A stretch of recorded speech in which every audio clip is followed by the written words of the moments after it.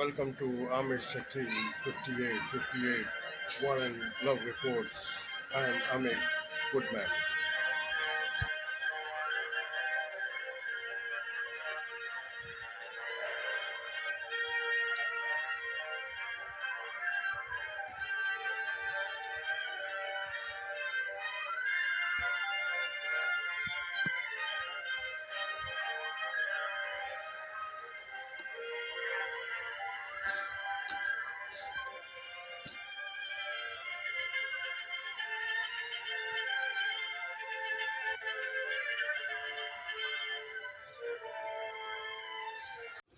These are today's NBC headline news.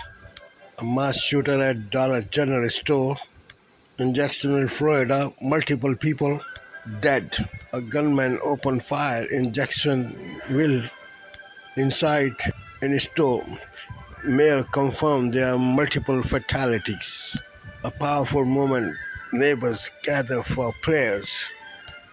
Unprecedented wildfires across South as the temperatures soar. Parts of Louisiana on fire.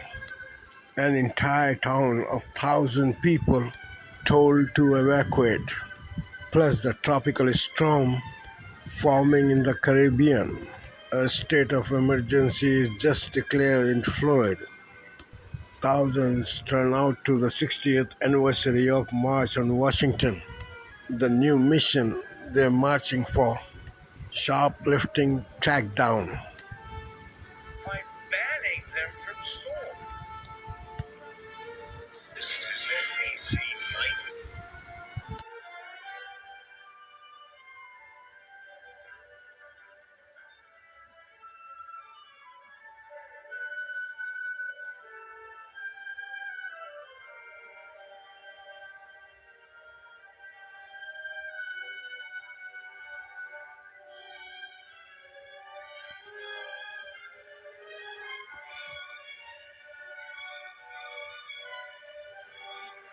Now the news in detail by Jose Diaz-Balart of NBC and his associates. Another mass shooting tearing through a community just going through everyday life. Today it happened at a Dollar General store in Jacksonville, Florida. The shooter has been killed, and while we still know very little about the motive, we do know the shooting took place in a predominantly black community. In the aftermath of the shooting, that community already coming together. This is the prayer circle that residents created, mourning those they have lost. Marisa Parra has late details. In Jacksonville, Florida tonight, a Dollar General store turns into a crime scene. The sheriff's office confirms multiple fatalities from a shooting, including the gunman. It's our own neighborhood. We can't even go to the store. Jacksonville's mayor racing to the scene. It's just so awful that they have got to deal with this type of thing time and time again. And we've got to find some better ways of dealing with this violence. It's just heartbreaking. Police and SWAT teams seen running down surrounding streets. Students asked to stay in place at nearby Edward Waters University as a precaution, as yet another community is left looking for strength in each other, with little answers to a tragedy seen all too often. I'm emotional. It's unjust that we can't even walk on the sidewalks. We're not safe in any stores. Marisa Parra joins us now. Marisa, we just got an update on the death toll. Yes, so this press conference just began within the last few minutes, Jose, and what they said was that 3 people are dead. That is not including the shooter, but of course, still so many questions, including what prompted all of this. Hopefully, some answers will be coming swiftly tonight with the press conference that is unfolding as we speak at this moment. Jose? Marisa Parra, thank you. Rare wildfires are burning in the south and forcing mass evacuations in the state of Louisiana. The fires fueled by the relentless heat and ongoing drought. And now, a new weather threat is heading for the region. Priscilla Thompson reports from Louisiana. Tonight, a wildfire emergency in Louisiana. Several raging throughout the state. This one scorching more than 30,000 acres in southwest Louisiana. Residents forced to evacuate as firefighters race to contain these terrifying flames. Nobody alive in Louisiana has ever seen these conditions. It's never been this hot, this dry, or this long. In DeRuyter, Louisiana, this church, now a shelter. William and Leota Lacey grabbed their grandkids and rushed out. Have you all ever seen anything like this here? No, never. Jada Watkins and her grandma were unable to grab medication, including insulin, as they say the smoke closed in. I remember when we were leaving, I couldn't breathe. I really couldn't. The flames tied to Louisiana's drought and the hottest summer on record. Across the country, nearly 90 million are under heat alerts through the weekend. And now, another threat, a tropical depression barreling towards the Gulf. In Florida, today, the governor issuing a state of emergency ahead of the storm that could slam them next week. Priscilla joins us now from the Ritter, Louisiana. Priscilla, the shelter there is nearing capacity.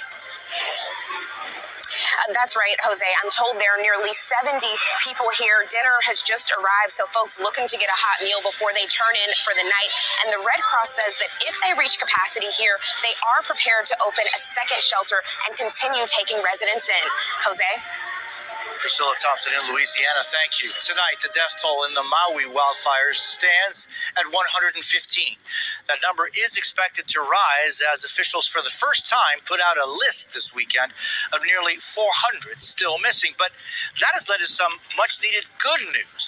As many as 100 people on the list have now come forward to say they are alive and well.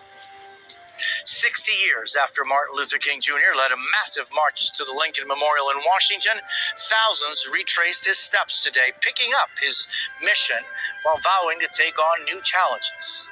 Aaron Gilchrist was there. And others. A sea of people from across the nation at the monument to President Lincoln to take in a call to action. Let's not give up. Let's not give in. Let's not give out. This gathering, the 60th anniversary of the original March on Washington for Jobs and Freedom. Dr. Martin Luther King Jr. delivering his dream of peace, justice, and equality, demanding civil rights for all. What will go down in history as the greatest demonstration for freedom in the history of our nation. Organizers of today's event embracing Dr. King's charge and adding a new generation of issues, the fight to stop violence against minority groups. We cannot allow the dark forces of extremism, intolerance, and hate to corrupt us and make us cynical. The fight for voting rights. It's really important for us to mobilize and understand the importance of the moment and also come together in solidarity for action. Sally Levin of Maryland was here in 1963. I'm about to turn 81, and I don't think things have changed the way they should have. And I need to help make that change. Change, Dr. King's 15-year-old granddaughter believes her generation can lead. My generation will be defined by action, not apathy.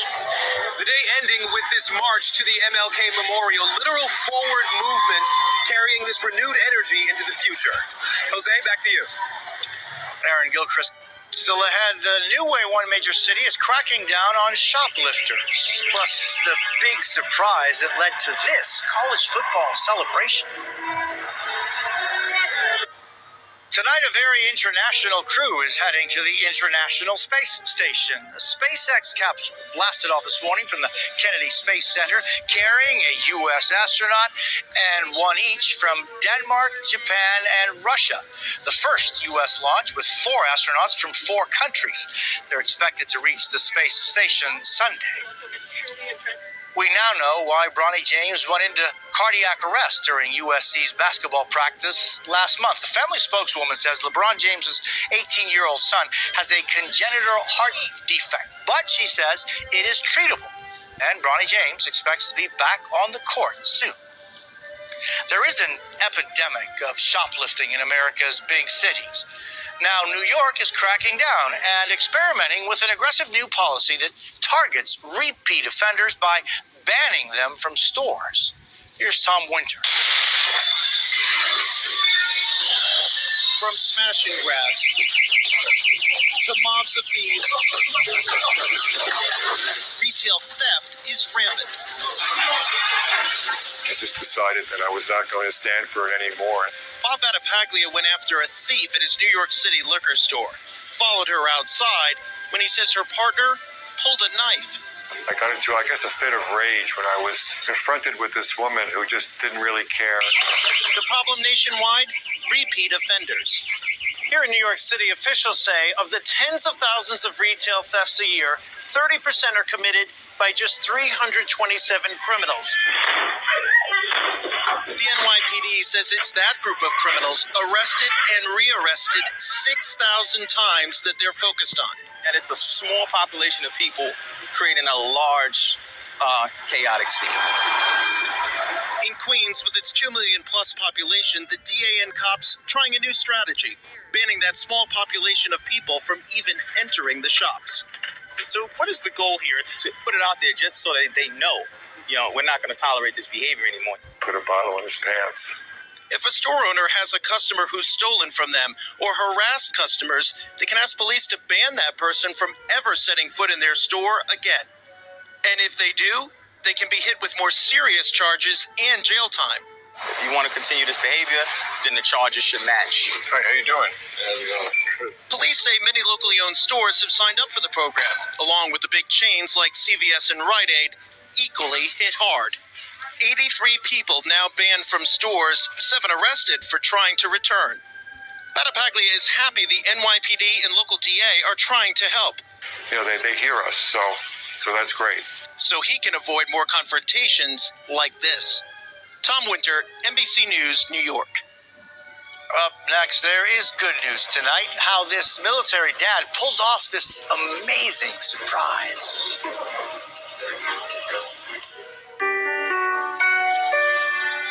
There's good news tonight. Often the good news doesn't get as much attention as the bad. So every Saturday we highlight the many people who spread joy and love. These are just some of those stories this week. That's why you are now with the scholarship. Here's the jaw-dropping moment yesterday when University of South Carolina defensive back King Dominion Ford found out he got a full-ride scholarship.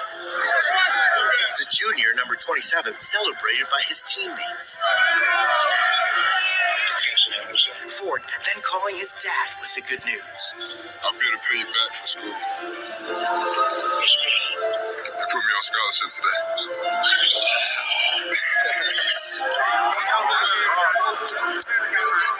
At this wedding, a special announcement. So I'm giving the last couple of minutes of my song to my big sister. New bride Carly Scarborough giving her big sister Laura the traditional dance with their dad.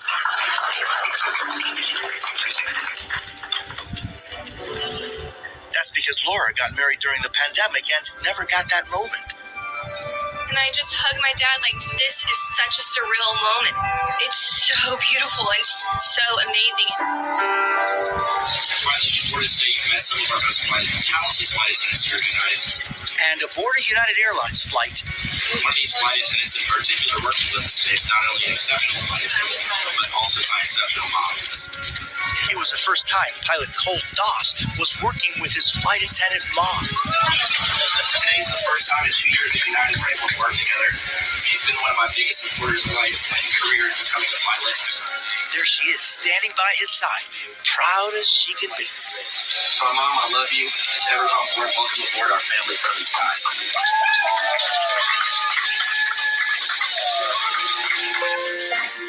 And at DeWitt Elementary in Ohio. That's not just anyone in that tiger mascot costume. It's Army Sergeant Perry Chronister, who's come back from the Middle East to surprise his son Eli on his very first day of school.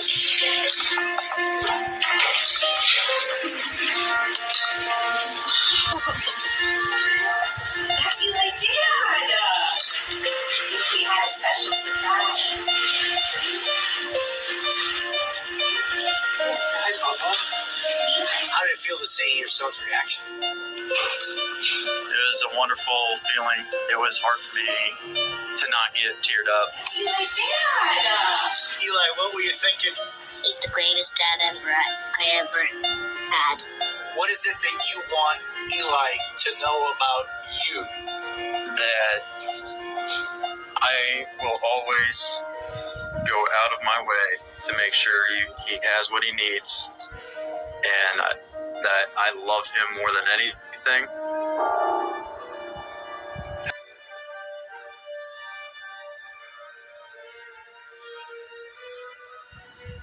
Thank you for watching and privilege of your time. This is Amir Shakil 5858. I am Amir Woodman.